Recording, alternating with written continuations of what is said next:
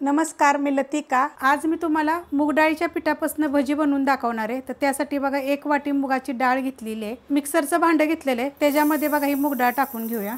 तुमच्याकडे जर मूग डाळीचं पीठ असेल तर घेतलं तरी चालेल। आता हे मी मिक्सरला बारीक करून घेणार आहे। बारीक करून घेतले बघा मिक्सरला।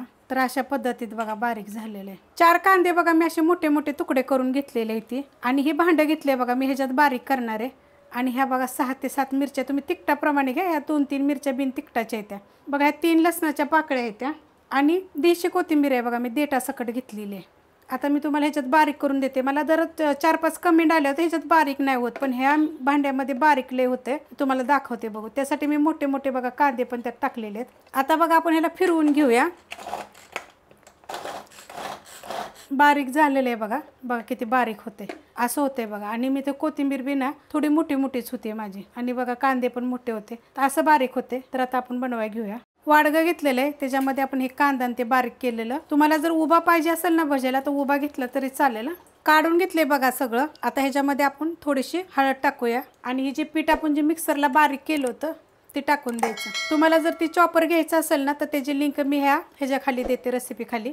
चवीनुसार मीठ, 2 चिमूट बघा ओवा घेतलेला आहे, तो असा चोळायचा हातावर जरा आणि मग टाकायचा। आता हे मिक्स करून घेऊया पहिला आपण, आणि थोडं थोडं पाणी टाकून कालवून घ्यायचं।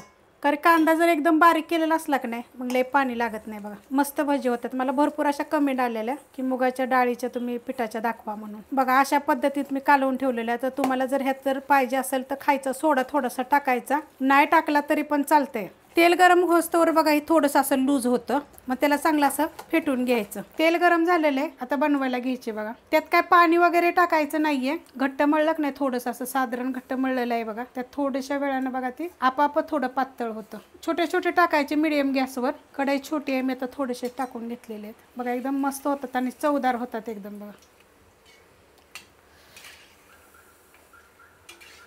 बघा कसा कलर मस्त आलेला आहे आणि खायला एकदम छान लागते। तर आपली काढून घेते मी, आणि तेल जास्त राहत नाही याला बघा। किती मस्त झाले ते, कुरकुरीत होतात एकदम बघा। अशा पद्धतीने आता मी सगळे बनवून घेते। बनवून झालेत बघा, एकदम मस्त असे कडक असे कुरकुरीत असे होतात, 1 नंबर लागतात। जर रेसिपी आवडली तर लाईक करा, सबस्क्राईब करा, कमेंट करा आणि शेअर बी करा।